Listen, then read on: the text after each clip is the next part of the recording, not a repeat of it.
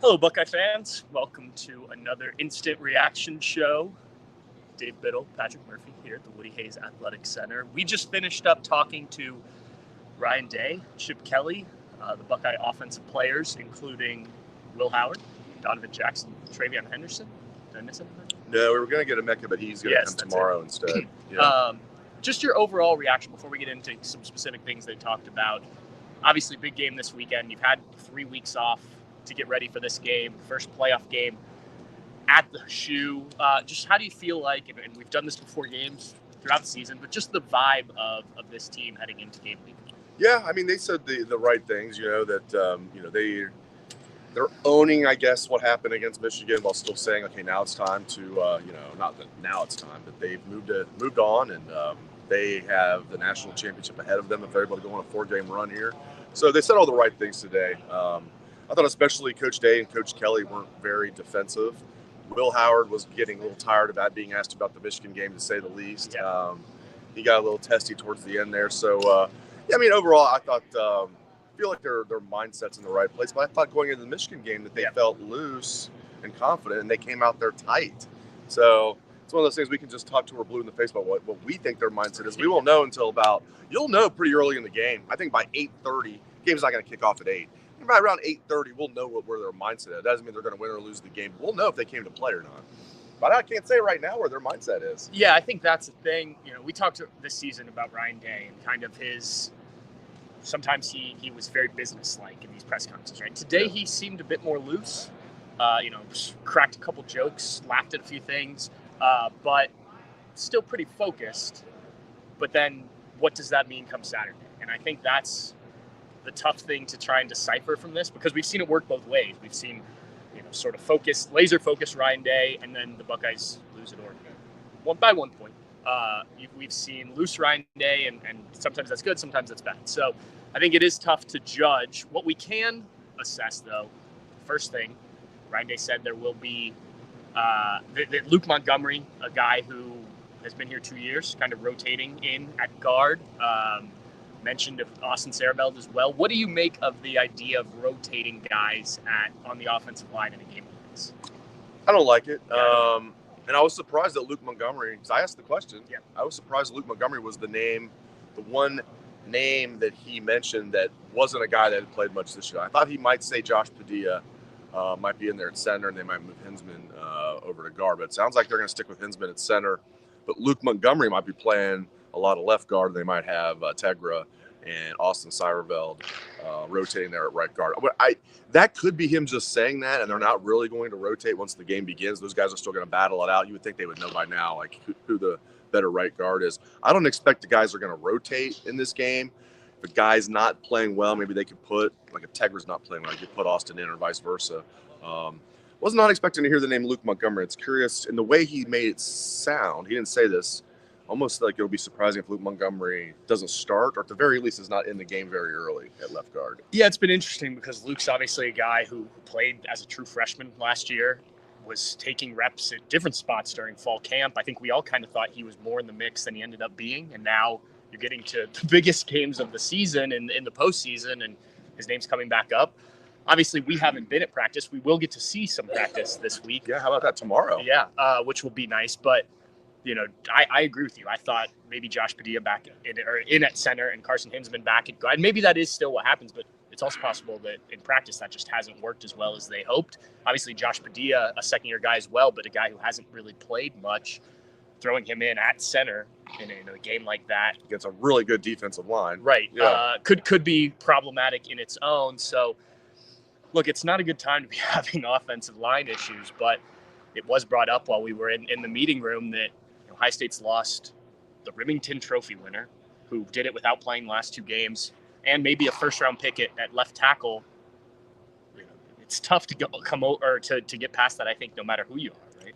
Yeah, and, the depth should be better, but to your point, if you lose not just 2 starting offensive linemen, as you articulated, you're losing the best center in the country and then one of the best left tackles. It's like, and if Simmons wasn't going to be a first-round pick, he certainly would have been at least a second-round pick. Yeah. You basically have, it's not a great year for tackles, but you have, Will Campbell from LSU is like by far and away like projected to be the number 1 tackle off the board. And then it's like, could have been Josh Simmons as the number 2 tackle off the board. So you don't just lose 40% of your starting offensive line. You lose, in my opinion, the 2 best. And Donovan Jackson's very good too, but those are the 2 best. And the depth is not where it needs to be. And yeah, any team would be in trouble if they lose their 2 best offensive linemen, but I think most teams in Ohio State's position should have better depth on the offensive line. Just quickly before we move to Chip Kelly, what is your confidence of this group, even though we don't know exactly who will be in it, but do you think that this group, this offensive line specifically I'm talking about, can get the job done and this team can win those 4 games? It's hard to imagine them winning all 4 games. Like I think they could do it because there's not a juggernaut team in college football. I think Ohio State, if they can get past Tennessee, becomes dangerous because then they kind of get that, I don't know, the monkey wouldn't be off their back from the Michigan game, but you have that first win under your belt in the playoffs and you get some momentum going. Then you likely go to the Oregon game as an underdog. In fact, almost assuredly, you'd be an underdog. You can play that underdog factor. I kind of wish they were an underdog this week, not 7-point favorites. But I don't know if I'm that confident in them because now if they can scheme around it, in every game other than this Saturday, if they're able to play 4 games, the last 3 will be in good weather or indoors. So if they can get past Tennessee, maybe they can scheme around it where they can play to their strengths, throw the ball to the perimeter, not try and just run up the middle against stout defensive lines. And if they get past Tennessee, well, Oregon's got a stout defensive line as well, as we know, but Tennessee's got one of the best. So I don't know. I'm not that confident in the offensive line, but in the team itself, I'm at about a 6.5. I've been saying that, which is about right or where the computers have it. Like if you get the ESPN Football Power Index, which says that Ohio State's got about a 67.8% chance of winning the game. So that's right around 6.5 out of 10, right? For me, I'm about at 65%. So I think Ohio State, if I had to pick, is going to win this game, but I expect a very tight game. And that is, of course, my biggest concern is the offensive line, yes. This is the first time we got to talk to Chip Kelly since the Michigan game. I think it's unfortunate that this is the way it worked out because I think there would have been a lot of other things besides the Michigan game to ask Chip Kelly about as you head into the playoffs, but this is how it is. I thought he handled those questions well. I think the answers that people won't come until Saturday when you see this offense and how he does calling the game. But what did you make of some of the things he said? Yeah, I thought he was going to be either a little bit more defensive or would do kind of what Will Howard did, and we'll talk about that, about okay, we're moving on, kind of getting a little testy. There was none of that, and he gave some coach speak answers, but also gave some good answers as far as we didn't do a good enough job, meaning the coaches in the Michigan game, of putting the players in the best position. And he said, we've got to do a better job of that. And he said similar things a couple other times. So he owned it. I was pleasantly surprised that he wasn't testy about it. And he wasn't no, we're just taking questions about Tennessee. I expected something like that. But he handled it a lot like Ryan Day's handled it. He's not getting defensive.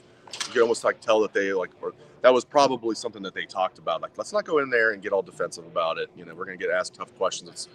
But then we talked to Will Howard. He was done with hearing about the Michigan game. He was getting kind of ticked off toward the end. So, but yeah, I thought Chip Kelly handled it well. Yeah, I agree.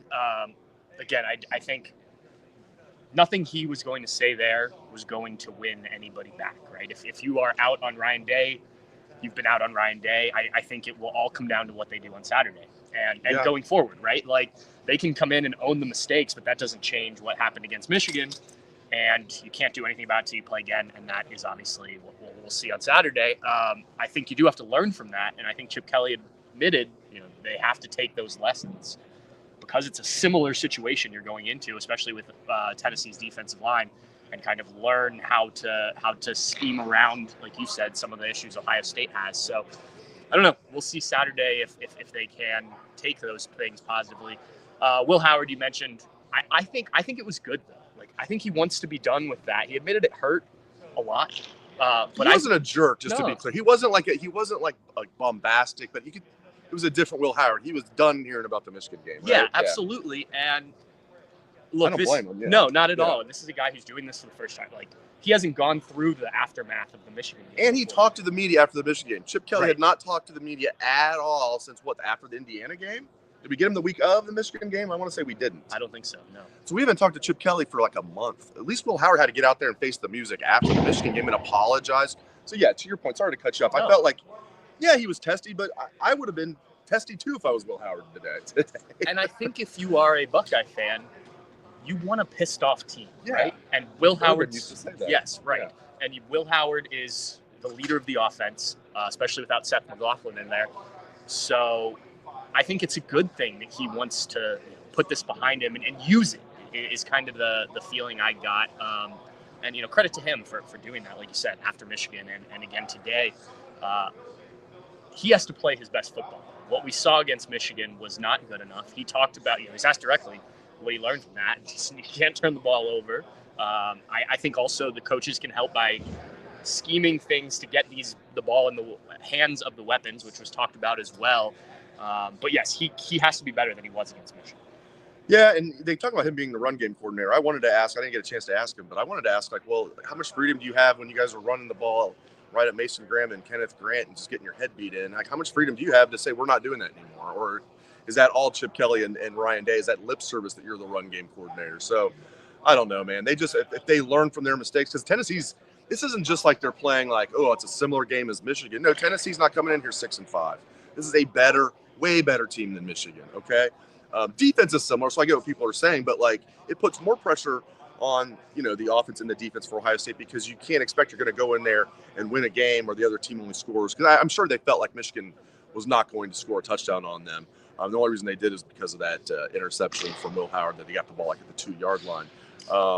But against Tennessee, they know they're going to have to score points, and I don't know. It's just I don't know. We'll see. He's got to play much, much, much better against a much, much, much better team. But maybe the Michigan game woke him up. We'll find out Saturday night. Yeah, and then the one thing that I think will be interesting in this game, and we'll talk more about this after we talk to some of the defensive players, but the tempo that Tennessee brings.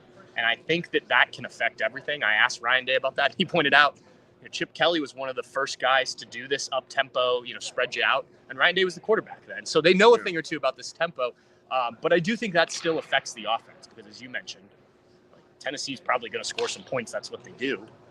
They move fast. Now, maybe they're not as effective at it as some teams, but I think the offense has to be ready to go out and, this could be a back and forth type of game as opposed to Michigan, which was much more grinded out. And I think either way, those mistakes are still made bigger by the way that Tennessee plays. If you give them the ball back, it can get bad quickly. Yeah, and I was, looking at the stats. You think of Tennessee, they're a good running team. You think, well, they're probably ranked like in the 20s as far as like nationally in total offense. They're the number 8 total offense in the country, number 8 scoring offense in the country. Again, run heavy, but they can maybe throw the ball a little bit better than maybe they get credit for. Again, this is not Michigan's offense coming to town.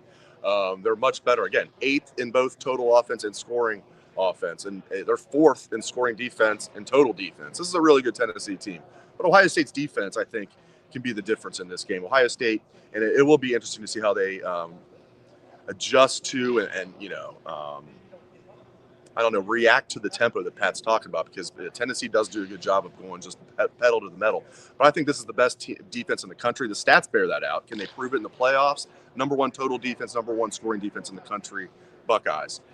They need to be the unit that leads this team to a national championship. You can't act like having the best wide receiver or a trio in the country is going to lead you to a national championship. And maybe that's going to help if they do it. It can help. Yeah. But having the best defense in the country is something that can lead Ohio State to a national championship, even if the offense is not what we would expect, especially in a game like this against Tennessee and cold weather against a really good defense. But we'll see, man. I can't wait. This is historic. There's going to be a home playoff game right there on Saturday night. It's unbelievable. You mentioned the cold. That was the last thing that was a topic I think we should hit on. How much do you think this matters in a game like this? Well, as long as it holds true to what they're saying now, where it's going to be like in the 20s, but it's going to be dry and not that windy, I don't think it makes a huge factor. I think with Michigan, it wasn't even that windy, but I think they let that 11-mile-per-hour wind affect their game plan a little too much. As long as it's not windy, I don't think it's, because in the 20s, if it's dry, that's not going to be that bad. I don't think it plays a huge factor in this game. Unfortunately, if you think about it, Ohio State, cold weather, SEC team coming up, that favors Ohio State. It's like you drill down. If anything, Tennessee's probably a better suited to play in cold weather, which sounds crazy because they're an SEC team. But I don't expect the weather to be a big factor. What do you think? Yeah, I'm in the same boat. Like if this were Florida that you were facing, or a team that is truly in the South, in Alabama, for instance, I think maybe it plays more factor. Or a pass-happy team. Yeah, right. And Tennessee, I think it was one of their specialists had a picture that he tweeted out that was going around. They practiced in the snow last week. It wasn't a ton of snow, but there was snow on the ground. They're up there in the mountains, man. Right. So they're in the mountains, man. Look, I think it's going to be different. Ohio State at least gets to practice in this more often, but I do think that Tennessee is better equipped than most SEC teams to come to Columbus and play. Missouri obviously would be another one. With the way the conferences are now, I mean, the geography doesn't even really matter anymore. Kentucky would be the closest. Yeah. So I don't think it makes a huge difference. I know there's been some stuff made about Tennessee and the heated benches not working earlier in the year for a game, but I think that they will have experience in this as much as Ohio State. I mean, it's not like it's been freezing cold for all of these games this year either. Ohio State's played. Michigan was probably as cold as it got, and Indiana was some weather, but nothing crazy. So I don't know. I mean, I think you take whatever advantage you can get, but I don't know if it's huge. Yeah, I don't know if it's an advantage at all for Ohio State. Hopefully it is. I do believe playing at home is an advantage. Sure. I do. I think the atmosphere is going to be great on Saturday night. Speaking of, last thing we'll do here, there's been a lot to talk about the tickets. Tennessee fans being able to gobble up tickets. What do you imagine the not necessarily the split, but that atmosphere?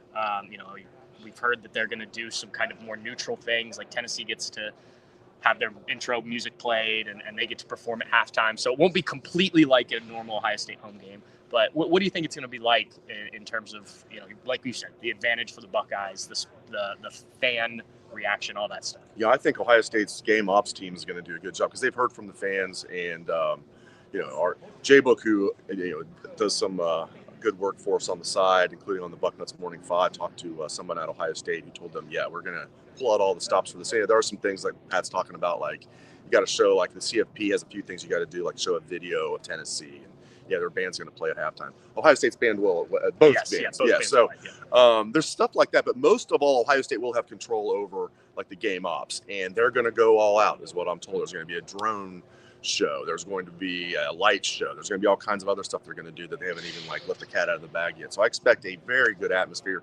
And I definitely expect some orange in the stands. How much? I don't know. I mean, I probably at least 20%, but when you're talking about 110,000, that's a hell of a lot of Buckeye fans to go with you. So, and as far as like people buying up the tickets, I think a lot of people, because for some reason Ohio State let people buy up to 6 tickets. So a lot of people bought these tickets trying to sell them on the secondary market, and the prices were outrageous. And they, as expected, every day they're going down, down, down, down, down. So if you haven't bought a ticket yet, don't buy it yet. It'll continue to go down. Yeah, I will be very interested to see how this works. I am not in favor. I know they do this for other NCAA events that are on campus. First of all, this isn't an NCAA event. This is a college football playoff event, right, which is a distinction, a small one. But and they do this for other sports too. I was talking to somebody who works in the NFL. Like once you get to the conference championship games in the NFL, it's done similarly, where it's all the Chiefs host, for instance, but it's more of a neutral site thing. But the early rounds you don't do it in. I don't know why they've decided to handle it this way. Like if you're going to have these first round home games, let them be truly home games. Yeah. I'm not a fan of the handling it this way, but I do think from what you were saying about the way Ohio State's playing to handle it, that there will still be enough to make it a home field advantage for the Buckeyes, in addition to the fans and things like this. And look, I've talked to Ross Bjork. We talked about it when he was on the Bucknuts Happy Hour. He wants to do more stuff to get the crowd into games and things like that we see at some of the other stadiums across the country, especially with as many people as you have in the Horseshoe. So I think this may be a precursor to some of the things you see down the road. So it'll be interesting for sure. We'll be back tomorrow. We've got more interviews with the defensive side of the ball, and then we are going to see practice, as you mentioned. Ryan Day again on Wednesday, and then we'll be there on Saturday. So stay tuned to Bucknuts. Thanks, Dave. Thanks, Pat. We'll talk to y'all soon. Thanks, guys.